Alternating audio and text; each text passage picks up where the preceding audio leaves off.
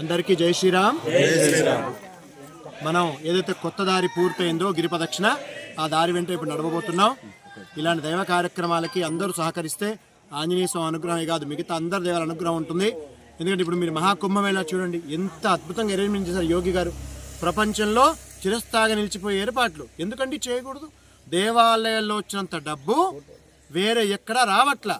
ఇతర మతస్థుల దగ్గర మీరు డబ్బులు తీసుకోరా, దేవాలయంలో డబ్బులు మాత్రం అప్పనంగా మింగేస్తారా? ఎంత తప్పండి ఇది.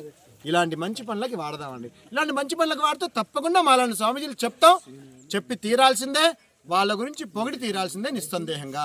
అర్థమైందా అండి?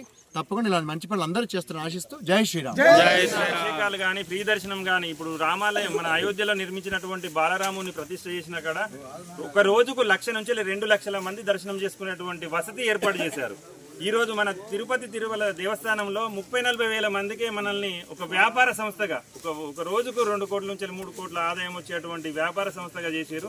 సో దయచేసి ఏంటంటే మనం కలిసికట్టుగా ఉండి ఐక్యతతోటి మన హిందూ సాంప్రదాయాలని కనుక పాటించి ముందు భవిష్యత్ తరాలకు కనుక అందించినట్టయితే మన హిందూ శక్తి మేలుకుంటే అందరూ మేలుకుంటారు, ప్రపంచమే మన వైపు చూస్తుంది. సనాతన ధర్మం ఎక్కడైతే ఉందో అక్కడనే ప్రశాంతత ఉంటుంది, శాంతి ఉంటుంది, శాంతికి నిలయంగా ఉంటుంది. మన భూమిలో దైవ భూమి అంటే కలిసి ఉంది, దేవుళ్ళు తిరిగినటువంటి భూమి మన భారతదేశం.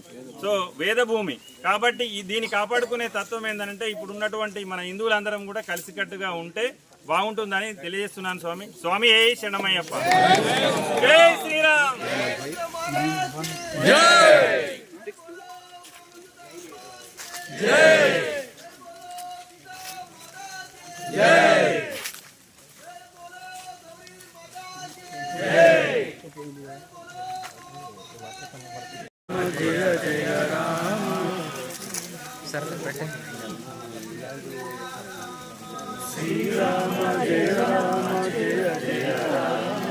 For more videos, subscribe to Sumant Mamdale YouTube channel.